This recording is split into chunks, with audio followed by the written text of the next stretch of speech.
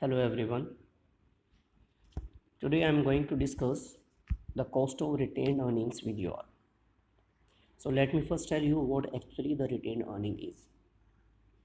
Dear friends, retained earning is actually that undistributed profit of the company that the company wants to retain with it for the future expansion and development activities. Some people say that retained earning is actually cost free because neither the company pays any cost nor there some expenses incur. That's why they feel that the retained earning is cost free, but that's actually not true. Though retained earning does not have any external cost, but it does have the opportunity cost, and the opportunity cost is actually equal to the rate of earnings foregone by the equity shareholders. So we must consider the cost of retained earnings, and there are two approaches for the calculation of cost of retained earnings. The first one is opportunity cost approach, and the second one is rights offer approach.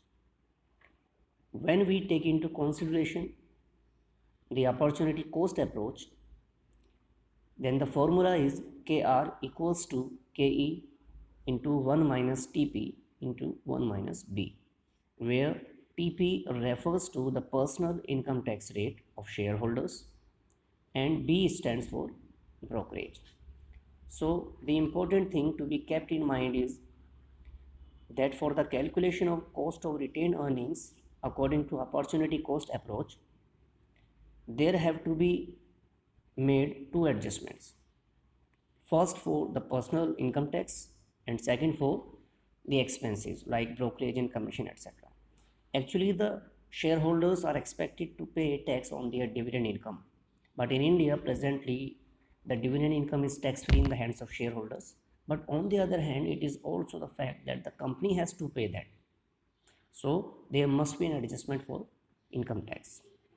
And when the shareholders want to employ their funds in some investment alternatives, then there are always some expenses like brokerage, commission, etc. So there have to be an adjustment for that kind of expenses also.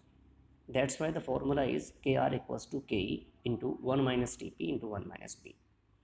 And the other approach is a rights offer approach. According to this approach, actually there must be one more adjustment for capital gain tax rate, because it is clear that the market prices per share will definitely be affected when the shareholders get capital gain in the last.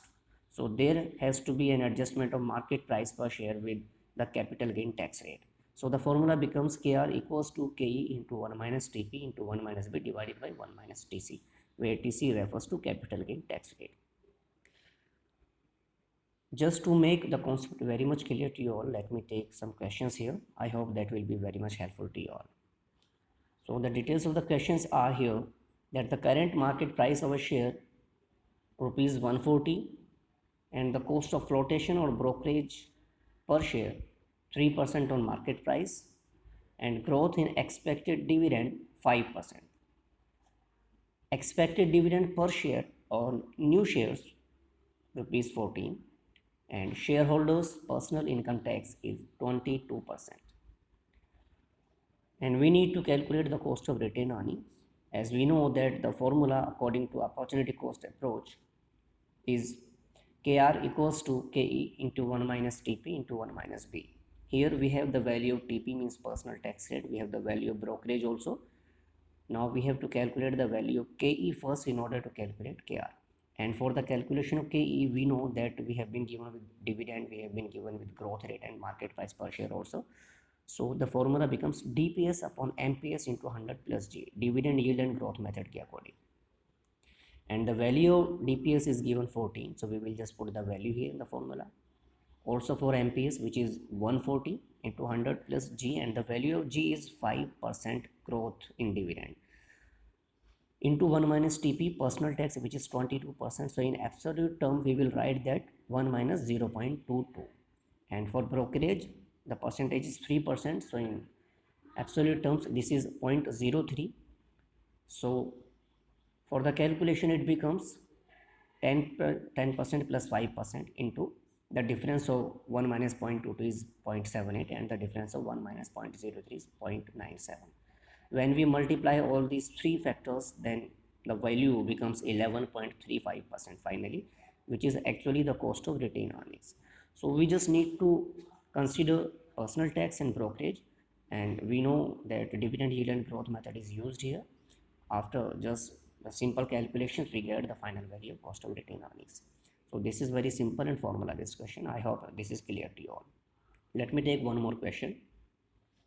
According to rights offer approach, and the details are dividend per share rupees 9, personal income tax 30%, personal capital gain tax rate 20%, and market price per share rupees 100. Formula as per rights offer approach equals to KR equals to KE into 1 minus TP into 1 minus B divided by 1 minus TC. As we see that there is no value of brokerage given in the question, so we will just put the other values. For the calculation of KE, we use simple formula dividend yield method, DPS upon MPS into 100, and then further components 1 minus TP into 1 minus B divided by 1 minus TC. So the value of DPS is 9, the value of MPS is 100, and that will be multiplied by 100 also into 1 minus TP. TP का value यहाँ पर हमें 30% given है, so we will put 1 minus 0.30, and brokerage is not given here in the question, so we will take the value 0 divided by 1 minus TC, and the value of TC is actually given in the question. Capital gain tax rate is 20%, so in absolute terms we will write it 1 minus 0.20. So when we solve that, then it becomes 9 into 0.70 divided by 0.80.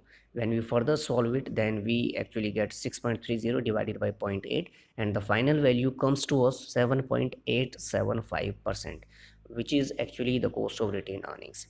So according to rights offer approach, we have already considered here the capital gain tax rate, and simply we have put the values in the formula and we got the final value 7.875% according to cost of retained, according to rights offer approach for cost of retained earnings. I hope the question is clear to you all. Thank you very much.